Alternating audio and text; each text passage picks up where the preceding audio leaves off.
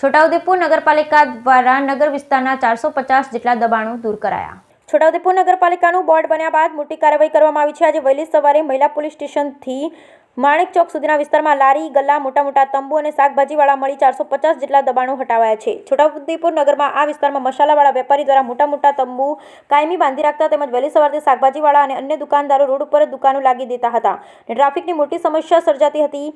બાઇકને લઈને પણ પસાર થવું મુશ્કેલ થતું હતું। આ જ રોડ ઉપર આગળ જનરલ હોસ્પિટલ હોય, નગરનો મુખ્ય માર્ગ હોય તેવામાં 108ને પણ અહીંથી નીકળવામાં તકલીફ પડતી હોય છે, જેને લઈ નવા રચાયેલા બોર્ડના પ્રમુખ મંજુલાબેન કોળી, ઉપપ્રમુખ પરવેજભાઈ મકરાણી અને કારોબારી અધ્યક્ષ અલ્પાબેન શાહ સહિત સત્તાધારીઓએ ત્વરિત કાર્યવાહી કરવા નિર્ણય કરી આજે દબાણોને દૂર કરાયા। સવારથી પૂરતા પોલીસ બંદોબસ્ત સાથે નગરપાલિકા ચીફ ઓફિસરની આગેવાનીમાં દબાણ હટાવવાની કામગીરી શાંતિપૂર્ણ માહોલમાં કરવામાં આવી હતી। દબાણ હટાવવાની કામગીરી મોટાભાગના દુકાનદારોએ પણ સહયોગ આપી સ્વેચ્છાએ પોતાના માલ સામાન હટાવી લીધો છે। આ હવે શાકભાજીને અને મસાલાવાળાને જૂના શાક માર્કેટમાં ખસેડવામાં આવશે। ત્યારબાદ ટૂંક સમયમાં નવી શાક માર્કેટ બનાવવાની ખાતરી પાલિકા પ્રશાસન દ્વારા આપવામાં આવી। Bureau report Rehan Patel.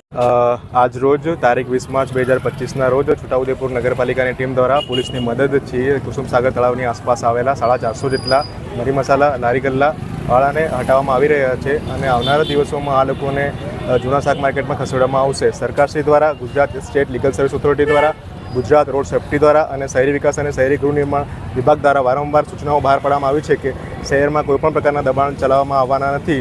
આ માટે અમે કાર્યવાહી કરી રહ્યા છીએ। આવનારા દિવસોમાં આ લોકો માટે નવીન શાક માર્કેટની ફાળવણી કરવામાં આવશે અને આપણે આશા રાખીએ છીએ કે 6 થી 8 મહિનાની અંદર નવું શાક માર્કેટ બની જશે, 450 જેટલા।